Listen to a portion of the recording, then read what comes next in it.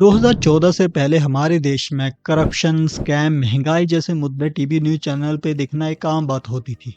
उस वक्त की यूपीए सरकार, जिसके प्रधानमंत्री डॉक्टर मनमोहन सिंह थे, उनसे जनता, मीडिया, यहाँ तक कि हमारे इंडियन सेलिब्रिटी तक उनसे सवाल पूछा करते थे। और यही तो एक सच्ची और एक सही डेमोक्रेसी की पहचान है। फिर आते हैं 2014 के लोकसभा इलेक्शन, जिसमें बीजेपी नरेंद्र मोदी और गुजरात मॉडल के ऊपर पूरे भारत में चुनाव लड़ती है। उस वक्त बीजेपी के मुद्दे ऐसे थे कि भाई पूरे भारत में जनता के दिल में उतर जाते हैं, जैसे काला धन वापस लाएंगे, देश में महंगाई को कम करेंगे, युवाओं को रोजगार देंगे। के साथ साथ आपने मोदी जी का वो फेमस भाषण तो सुना होगा कि अच्छे दिन।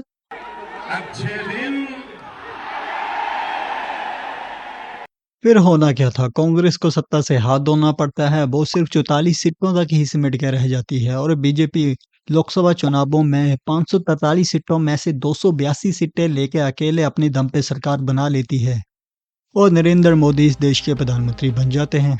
बीजेपी सरकार बन जाने के बाद लोगों में भाई एक अलग ही खुशी का माहौल था। सबको लगा कि आप भाई करप्शन, स्कैम, महंगाई जैसे मुद्दे हैं वो जड़ से खत्म हो जाएंगे, कि मोदी जी ने खुद ही तो कहा था, अच्छे दिन।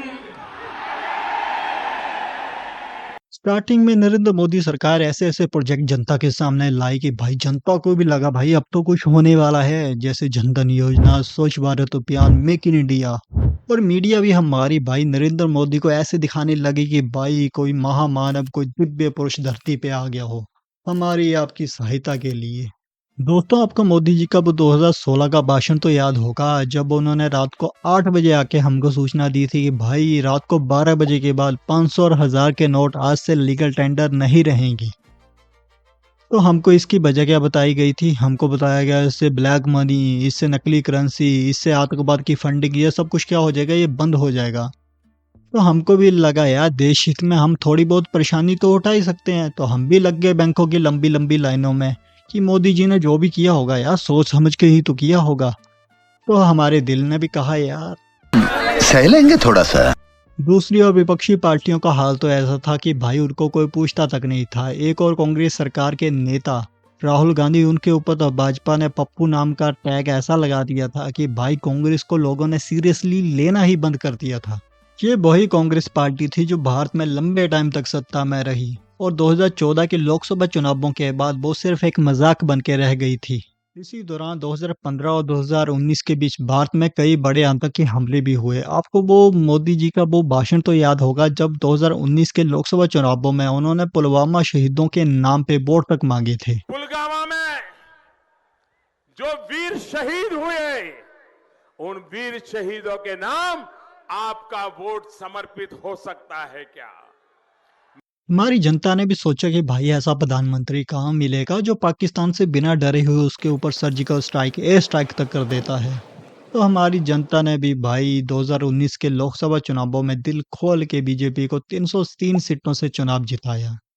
इसके बाद तो मोदी एक ब्रांड बन चुके थे। फिर रेलवे का उद्घाटन हो या रोड का उद्घाटन हो या हो फिर एयरपोर्ट का उद्घाटन, हर जगह सिर्फ मोदी मोदी मोदी मोदी। जैसे तो भाई कोई और मिनिस्टर बीजेपी में है ही नहीं।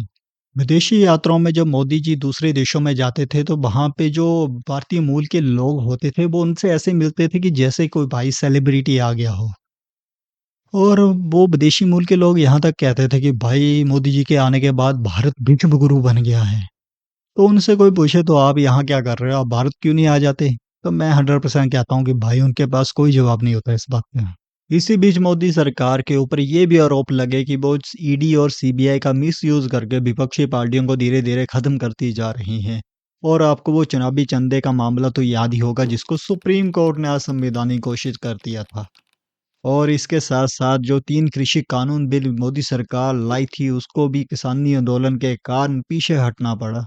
इसी बीच जो हमारे टीवी न्यूज़ चैनल थे उनको भी एक नया नाम मिल गया था, वो था गोदी मीडिया, क्योंकि वो दिन रात मोदी जी की भक्ति में लगे रहते थे।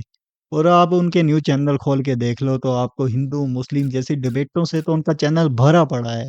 इसी दौरान 2020 में हमें कोविड वायरस का सामना करना पड़ता है और फिर हमारे Modi ji TV news channel पे आते हैं और पूरे देश में 21 दिन का लॉकडाउन लगा देते हैं।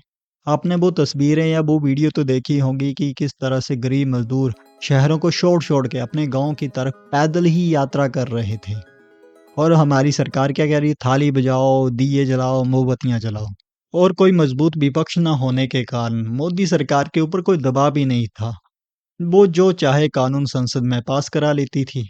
मोदी 2.0 की सरकार में जनता को भी अब धीरे-धीरे एहसास होने लगा था कि एक मजबूत डेमोक्रेसी के लिए एक मजबूत विपक्ष का होना भी भाई बहुत ज़्यादा ज़रूरी है।